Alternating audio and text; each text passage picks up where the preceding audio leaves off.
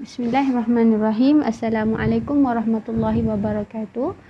Okey, insya-Allah untuk kelas matematik tahun 3 hari ini kita akan buat ulang kaji untuk unit 1. Okey, semalam video yang Mukadimah dah upload tajuk pola nombor. Okey, Mukadimah harap semua dah tengok dah video pola nombor tu, sebab itu adalah tajuk terakhir bagi unit 1. Jadi hari ini kita akan buat ulang kaji untuk semua apa yang kita dah belajar sepanjang pembelajaran kita sampailah semalam. Okey, kita tengok kat sini, selesaikan masalah. Boleh baca soalannya di sini. Skor permainan komputer bagi Julie dan Stacy. Ada dua nombor yang diberi kat sini.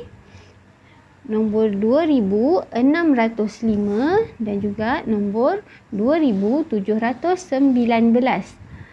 Okey. Kita kena tahu cara nak baca dan tulis nombor ni dalam digit dan juga dalam perkataan. Okey, jom kita tengok soalannya. Soalan 1A, apakah digit yang sama nilai?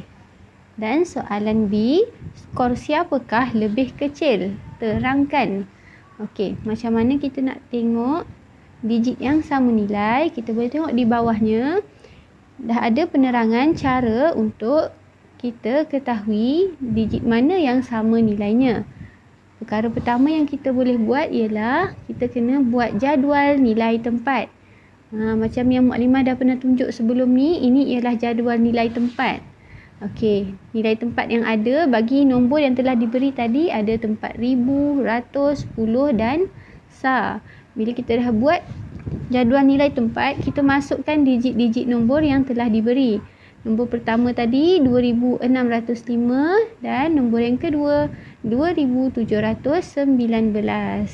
Bila kita dah masukkan ke dalam jadual nilai tempat ni, jadi kita mudah untuk kenal pasti digit mana yang sama nilai. Sama nilai tu maksudnya, okey, kita tengok kat sini. Kalau sar, digit yang berada kat tempat sar ialah 5 dan 9, dia tak sama. Yang berada kat tempat puluh, sifar dan 1. Digit yang berada di tempat ratus ialah 6 dan 7. Okey, yang belakang ni semua tak sama nilai.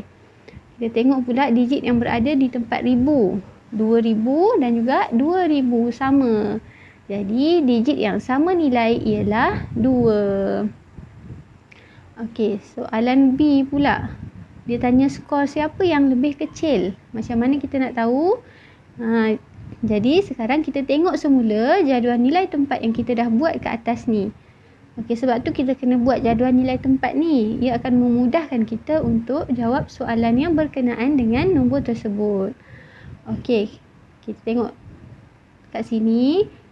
Nombor yang berada pada tempat ribu ialah sama. Kedua-duanya 2000. Jadi kita tengok nombor yang seterusnya. Nombor pertama 600 dan nombor kedua ialah 700. Jadi sudah pasti 600 lebih kecil daripada 700. Bila 600 lebih kecil daripada 700, maksudnya nombor 2605 adalah lebih kecil daripada 2719. Nombor siapa yang 2605 ni tadi? 2605 ialah skor Julie. Jadi skor Julie adalah lebih kecil. Okey, soalan nombor 2 pula. Gambar rajah kedudukan beberapa buah chalet. Chalet kuning ialah chalet pertama. Chalet ungu ialah chalet ke-6. Apakah nombor chalet ungu? Okey, kita tengok kat sini ada chalet kuning, hijau, orange, biru, merah dan ungu. Okey, ni ialah chalet yang pertama. Nombor yang mewakili chalet pertama ialah 1302. Yang kedua, chalet hijau 1304 dan chalet warna orange 1306. Okey, sekarang ni kita nak tahu berapa nombor chalet yang ungu yang terakhir ni. Macam mana kita nak buat? Okey, kat sini telah ditunjukkan juga caranya. Kita kena lihat pola. Kita kena lihat cara nombor tersebut disusun. Okey, ini untuk tajuk pola, tajuk yang kita dah belajar semalam. Okey, untuk warna kuning nombornya 1302. Untuk yang hijau nombornya 1304. Bermaksud ada penambahan daripada nombor yang pertama kepada nombor yang kedua. Berapa pertambahan itu? 2. Macam mana kita nak tahu? Kita boleh buat 1304 tolak dengan 1302. Kita akan dapat 2. Maksudnya ada perubahan 2. Ada pertambahan 2 daripada nombor yang pertama kepada nombor yang kedua. Jadi mudah saja. Macam mana kita nak tahu nombor yang berada pada shelly biru, kita tambahkan 1306 dengan 2. Dia 1306 tambah 2 akan dapat 1308. Okey, tambah lagi 1308 tambah dengan 2 akan dapat 1310. Okey, yang terakhir yang kita nak nombor shelly untuk warna ungu. 1310 ditambah dengan 2 akan dapat 1312. Okey, nyatakan pola nombor di atas. Macam mana kita nak menerangkan pola nombor sesuatu siri nombor? Okey, Mukadimah dah ajar. Caranya ialah dengan menyatakan pola nombor di atas ialah menaik 2-2. Okey, kat sini sebab dia menaik 2-2. Kalau nombornya berkurang, kita boleh sebut dia menurun 2-2. Okey. Cuba ini. Jadual di sebelah ialah bilangan tim kitar semula yang dikumpul oleh murid tahun 3. Okey, ada 2 kelas, 3 bijak dan 3 cerdas. 3 bijak berjaya kumpul 1123 dan 3 cerdas berjaya kumpul 976 tin. Okey, dia suruh tulis bilangan tin dalam perkataan. Okey, ini mudah kan? Macam mana nak tulis dalam perkataan? Mukadimah dah sebut dah tadi. Kita boleh tulis 1123. Dan yang kedua 976. Okey.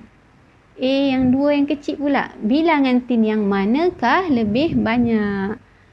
Ini pun macam Mukadimah dah cakap tadi, kita boleh buat jadual nilai tempat untuk tahu.